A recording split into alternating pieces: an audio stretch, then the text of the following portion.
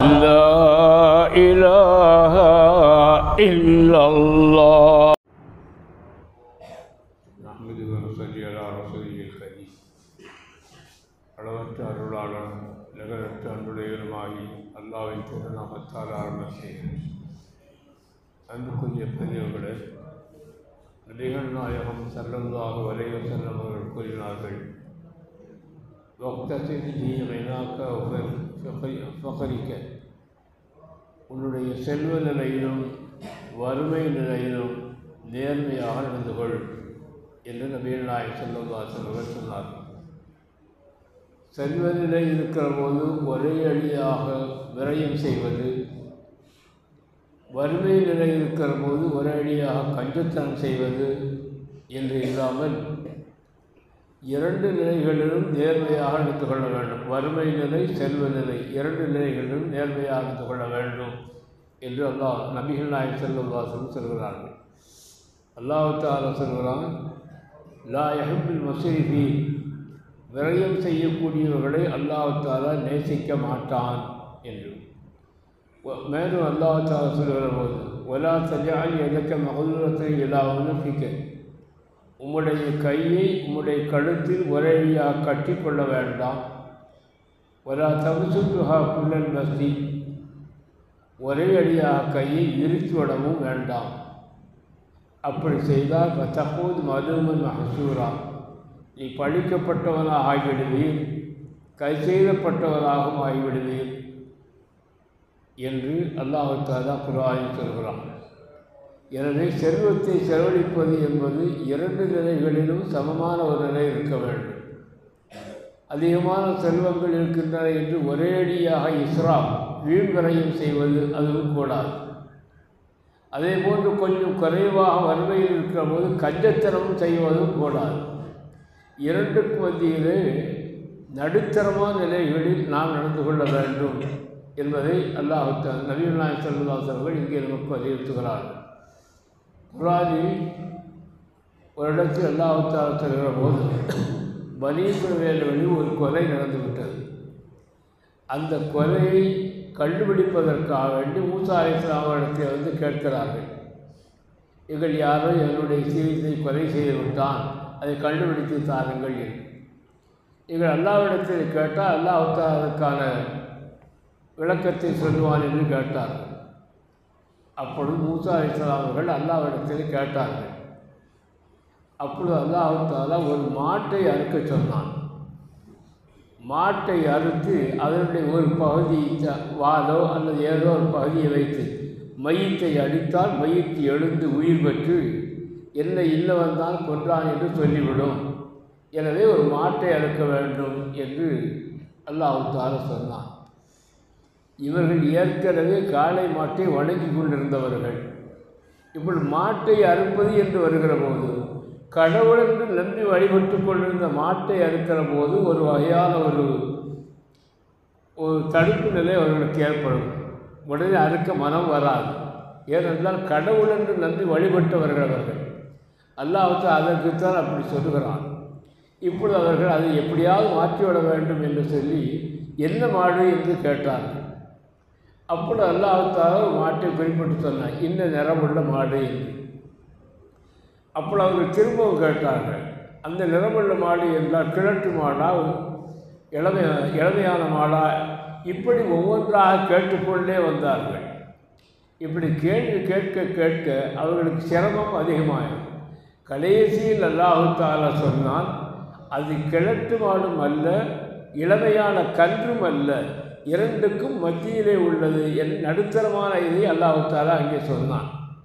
அதுபோன்று எந்த காரியமாக இருந்தாலும் சரி, நடுத்தரமான வரையில் நடந்து கொள்வதுதான் உசிதமானது, ரொம்ப ஏற்றமானது என்பதை சொல்வதற்காக வேண்டி அல்லாஹ் தஆலா சொல்கிறான் என்று ஆதாரம் சொல்வார்கள்.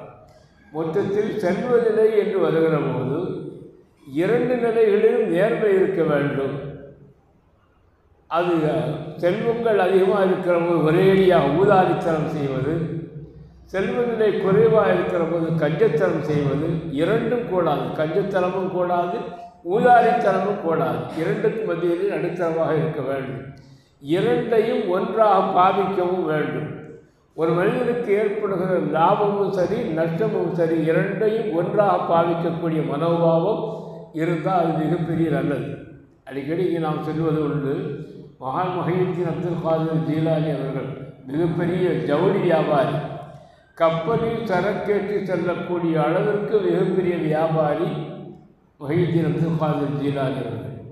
ஒரு சமயம் அவர்களுடைய சரக்குகள் கப்பல் ஏறி போய்கொண்டிருக்கிறது.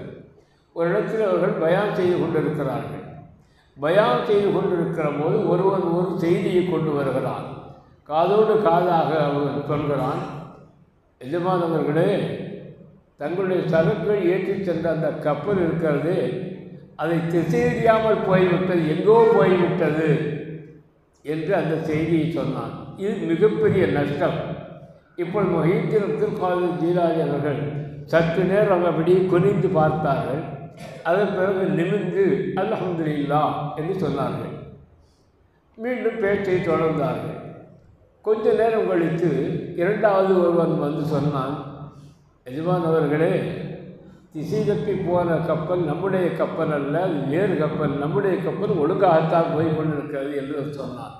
இது லாபமான ஒரு செய்தி. இப்பொழுது கொஞ்ச நேரம் அப்படி தலை கவிழ்ந்தார்கள். அப்பா நிமிர்ந்து பார்த்துவிட்டு அல்ஹம்துலில்லாஹ் என்று சொன்னார்கள். இரண்டு செய்திகள் இங்கே சொல்லப்பட்டிருக்கிறது. ஒன்று சந்தோஷப்பட செய்தி, சந்தோஷம் தரக்கூடிய செய்தி. மற்றொன்று கவலை தரக்கூடிய செய்தி. இரண்டு செய்திகளுக்கு அவர் சொன்ன வார்த்தை ஒரே வார்த்தை தான், அல்ஹம்துலில்லாஹ் என்ற வார்த்தை தான். இஸ்லாமிய மரபில் நமக்கு சொல்லித்தரப்பட்டிருக்கிறது. சந்தோஷமான ஒரு காரியம் நடந்தால் நாம் சொல்ல வேண்டிய வார்த்தை அல்ஹம்துலில்லாஹ் என்பது தான். துக்கமான ஒரு செய்தி நமக்கு கேட்டால் அதற்கு அல்ஹம்துலில்லாஹ் சொல்லுவதில்லை, இன்னா லில்லாஹி வ இன்னா இலைஹி ராஜிஊன் என்று தான் சொல்ல வேண்டும். இது மார்க்கம் நமக்கு சொல்லி தந்திருக்கிற ஒரு முறையாகும். அந்த வகையில் ஒரு விளக்கு அடைந்து விட்டாலும் கூட அது ஒரு சின்ன ஒரு சிரமம் ஏற்படுவதனால் இன்னா லில்லாஹி வ இன்னா இலைஹி ராஜிஊன் என்று சொல்ல வேண்டும் என்று மார்க்கம் சொல்லி தந்திருக்கிறது. ஆனால் இங்கே முஹையீன் அப்துல் காதிர் ஜீலானி அவர்கள் மிகப்பெரிய இழப்பு ஏற்பட்ட நேரத்திலும் அல்ஹம்துலில்லாஹ் என்று தான் சொன்னார்கள். மிகப்பெரிய சந்தோஷம் ஏற்பட்ட நேரத்திலும் அல்ஹம்துலில்லாஹ் என்று தான் சொன்னார்கள். இரண்டு நிலைகளையும் ஒன்றாக பாவித்தவர்கள் மகான் முஹையீன் அப்துல் காதிர் ஜீலானி. அவரிடத்தில் கேட்கப்பட்டது, முன்னால் உட்கார்ந்திருந்தவர்களுக்கு தெரியாது எந்த அடிப்படையில் இவர்கள் சொல்கிறார்கள். அவர்களிடத்தில் கேட்டார்கள், எஜமானவர்களே, ஒரு நல்ல சந்தோஷமான காரியம் செய்தால் அல்ஹம்துலில்லாஹ் என்று சொல்லுவார்கள். துக்ககரமான ஒரு செய்தியை கேட்டால் இன்னா லில்லாஹ் என்று சொல்லுவார்கள். ஆனால் தாங்கள் இரண்டுக்குமே அல்ஹம்துலில்லாஹ் என்று சொன்னீர்களே, எப்படி என்று கேட்டார்கள். முஹையீன் அப்துல் காதிர் ஜீலானி அவர்கள் சொன்னார்கள், முதலில் ஒரு மனிதன் வந்து சொல்லுகிற போது கப்பல் திசை தெரியாமல் போய்விட்டது என்ற செய்தியை சொல்ல போது என் உள்ளத்தை நான் பார்த்தேன். உள்ளம் ரொம்ப துவண்டு போய்விடுகிறதா என்று நான் பார்த்தேன். உள்ளம் துவண்டு போகவில்லை, அமைதியாக அப்படியே இருந்தது. நான் துவண்டு போகக்கூடிய நிலையிலேயும் கூட உள்ளம் அமைதியாக இருக்கிறது என்று கருதி இத்தகைய அமைதியான உள்ளத்தை தந்த அல்லாஹ்வுக்கே எல்லா புகழும் என்று அல்ஹம்துலில்லாஹ் என்று சொன்னேன் என்று சொன்னார். அடுத்து ஒரு சந்தோஷமான செய்தி, திசை தப்பி போகவில்லை, நம்முடைய கப்பல் ஒழுங்காகத்தான் போய்கொண்டிருக்கிறது என்று வருகிற போது அப்பொழுது என்னுடைய உள்ளத்தை நான் ஏறிட்டு பார்த்தேன். இந்த சந்தோஷமான செய்தியை கேட்டு அது துடும்புகிறதா துடிக்கிறதா என்று நான் பார்த்தேன். அமைதியாக இருந்தது. இந்த சந்தோஷமான செய்தியை கேட்டும் அமைதியாக என்னுடைய உள்ளம் இருக்கிறது. அத்தகைய உள்ளத்தை தந்த அல்லாஹ்வுக்கே எல்லா புகழும் என்று அல்ஹம்துலில்லாஹ் என்று சொன்னேன் என்று அவர்கள் விளக்கம் சொன்னார்கள். இரண்டு நிலைகளிலும் சமமான ஒரு நிலையாக பாவித்தவர்கள் மகான் முஹையீன் அப்துல் காதிர் ஜீலானி. அதைத்தான் நபிகள் நாயகம் ஸல்லல்லாஹு அலைஹி வஸல்லம் வருகிறார்கள், செல்வ நிலையாக இருந்தாலும் சரி, வறுமை நிலையாக இருந்தாலும் சரி, இரண்டு நிலைகளிலும் நீங்கள் நேர்மையாக நடந்து கொள்ளுங்கள். செல்வ நிலை வருகிற போது ஊதாரித்தனமாக செலவு செய்வது, வறுமை நிலை ஏற்படுகிற போது கஞ்சத்தனம் செய்வது என்ற நிலை இல்லாமல் இரண்டுக்கும் மத்தியில் நடுத்தரமான முறையில் நீங்கள் நடந்து கொள்ள வேண்டும் என்பதை நபிகள் நாயகம் ஸல்லல்லாஹு அலைஹி வஸல்லம் அவர்கள் இந்த வார்த்தை மூலம் நமக்கு விளக்கி காட்டுகிறார்கள். அடுத்த ஹதீஸுடைய விளக்கத்தை இன்ஷா அல்லாஹ் தஆலா நாளை தினம் பார்க்கலாம். அல்லாஹ் தஆலா அனைவருக்கும் நல்ல பாலிப்பார். बिस्मिल्लाहिर्रहमानिर्रहीम अल्हम्दुलिल्लाहि रब्बिल आलमीन हम्दन युआफ़ी निअमहु व युकाफ़ी मज़ीदा वाफ़ि अन्ना या करीम या रहीम या अल्लाह। अल्लाहुम्मा सल्लि अला सय्यिदिना मुहम्मदिन व अला आलि सय्यिदिना मुहम्मदिन व बारिक व सल्लिम अलैहि। अल्लाहुम्मा इग़फ़िर लना ज़ुनूबना व ख़तायाना कुल्लहा या रब्बल आलमीन। अल्लाहुम्मा अहसिन आक़िबतना फ़िल उमूरि कुल्लिहा व अजिरना मिन ख़ज़्यि दुनिया वअज़ाबिल आखिरह तवफ़्फ़ना मुस्लिमीन व अल्हिक़ना बिस्सालिहीन। वसल्लि अला नबिय्यिल मुस्तफ़ा मुहम्मदिन व अला आलिहि व अस्हाबिहि अजमईन बिरहमतिक या अरहमर राहिमीन। अल्हम्दुलिल्लाहि रब्बिल आलमीन।